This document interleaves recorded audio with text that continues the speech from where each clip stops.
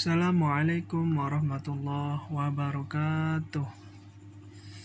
Jumpa lagi bersama saya Muhammad Badrus Soleh. Kali ini saya akan menjelaskan tentang langkah-langkah manajemen berbasis sekolah. Baik, langkah-langkah berbasis sekolah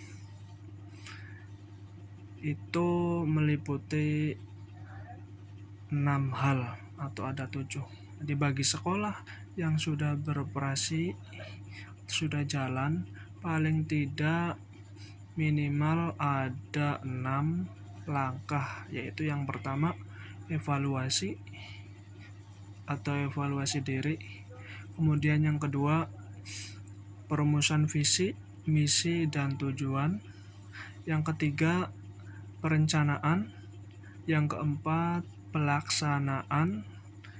Dan yang kelima evaluasi. Yang terakhir atau yang keenam adalah pelaporan. Oke, langsung saja langkah-langkah manajemen berbasis sekolah. Let's go.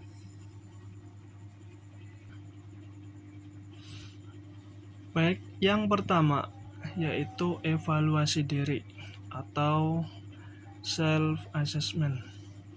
Evaluasi diri sebagai langkah awal bagi sekolah yang ingin atau melaksanakan manajemen mutu berbasis sekolah. Kegiatan ini dimulai dari dengan curah pendapat brainstorming yang diikuti oleh kepala sekolah, guru, dan seluruh staf, dan diikuti juga anggota komite sekolah.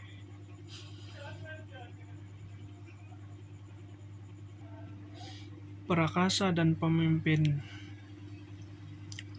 rapat adalah kepala sekolah. Untuk memancing minat, acara rapat dapat dimulai dengan pertanyaan seperti, perlukah kita meningkatkan mutu? Perlukah kita meningkatkan mutu? Atau seperti apakah kondisi sekolah kita? Mengapa sekolah kita tidak atau belum bermutu?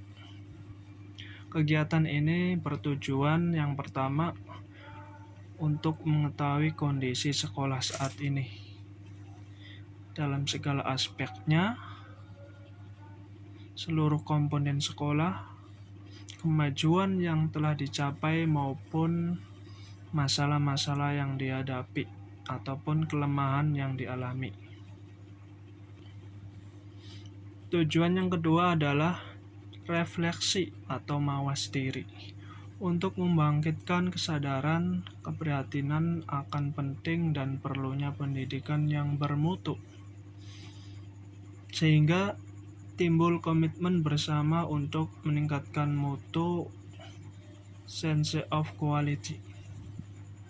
Yang kedua, perumusan visi, misi, dan tujuan.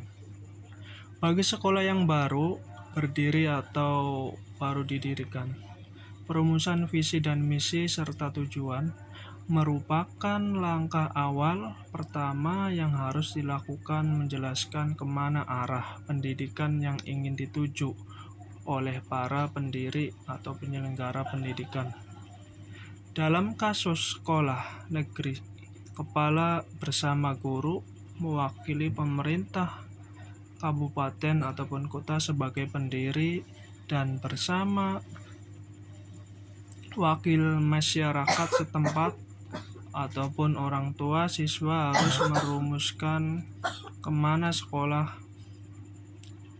masa depan akan dibawa sejauh tidak bertetangga dengan tujuan pendidikan nasional. Kondisi yang diharapkan dan diimpikan dalam jangka panjang itu kalau dirumuskan secara singkat dan menyeluruh disebut visi. keadaan yang diinginkan tersebut hendaklah ada kaitannya dengan idealisme dan mutu pendidikan. Idealisme di sini dapat berkaitan dengan kebangsaan, kemanusiaan, keadilan, keluhuran budi pekerti, ataupun kualitas pendidikan sebagaimana telah didefinisikan sebelumnya. Sedangkan misi merupakan jabaran dan visi atau merupakan komponen pokok yang harus direalisasikan untuk mencapai visi yang telah ditetapkan. Dengan kata lain, misi merupakan tugas-tugas pokok yang harus dilakukan untuk mewujudkan visi. Tujuan merupakan tahapan antara atau tonggak-tonggak penting antara titik berangkat atau kondisi awal dan titik tiba tujuan akhir yang rumusannya tertuang dalam bentuk visi misi. Tujuan-tujuan antara ini sebagai tujuan jangka menengah kalau tiba saatnya berakhir atau tahun yang ditetapkan akan disusul dengan tujuan berikutnya. Sedangkan visi dan misi relatif pada umumnya masih tetap. Yang ketiga, perencanaan. Perencanaan pada tingkat sekolah adalah kegiatan yang ditunjukkan untuk menjawab apa yang harus dilakukan dan bagaimana melakukannya untuk mewujudkan tujuan yang telah ditetapkan.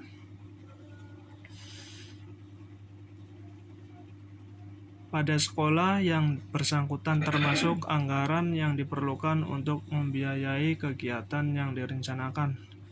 Dengan kata lain, perencanaan adalah kegiatan merupakan menetapkan lebih dulu tentang apa-apa yang harus dilakukan, prosedurnya, serta metode pelaksanaannya atau untuk mencapai satu tujuan organisasi atau satuan organisasi.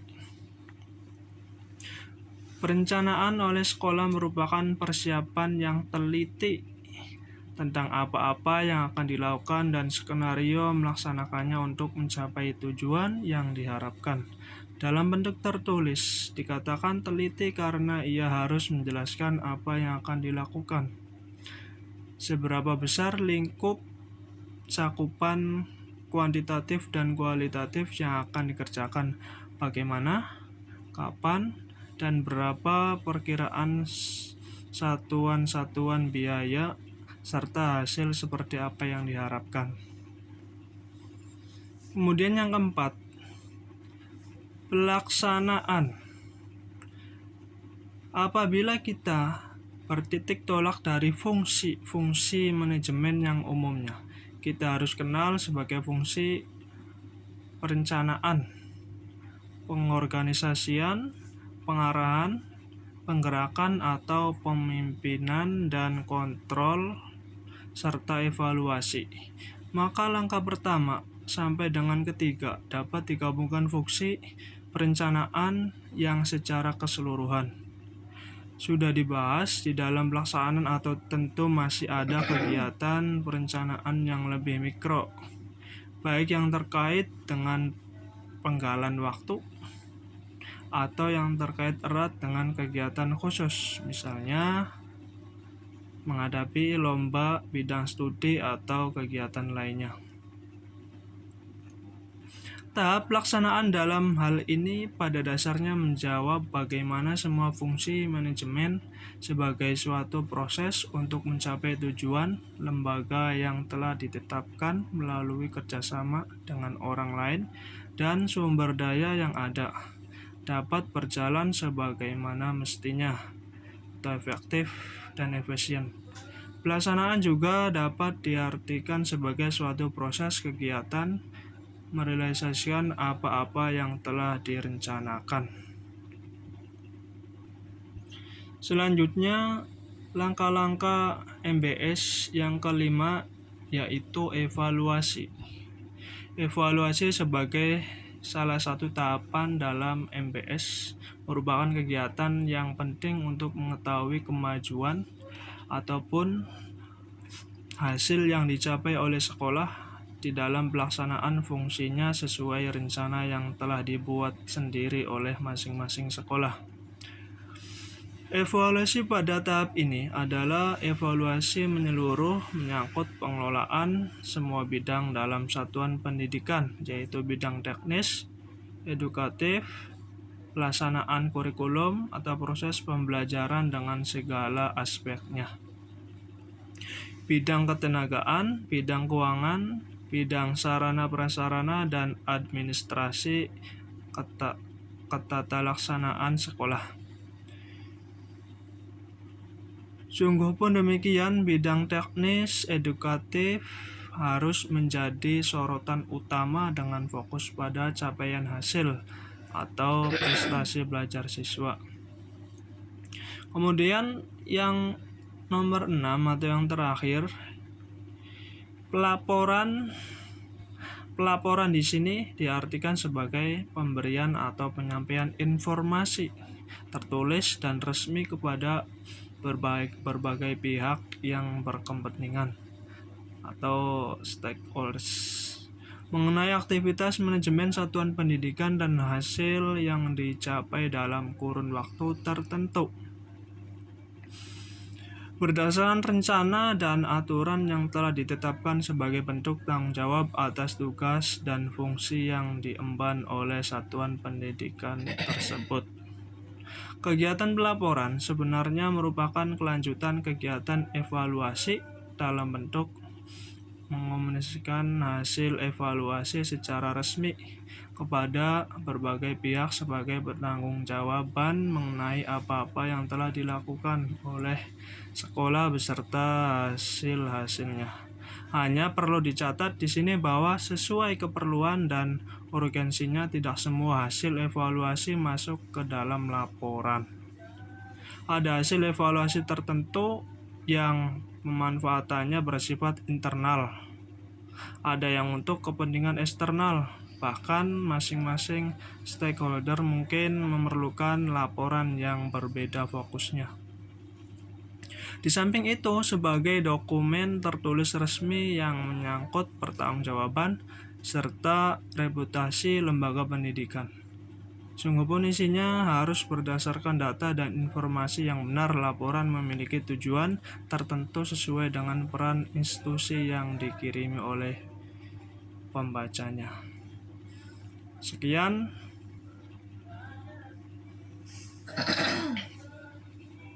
penjelasan tentang langkah-langkah manajemen berbasis sekolah.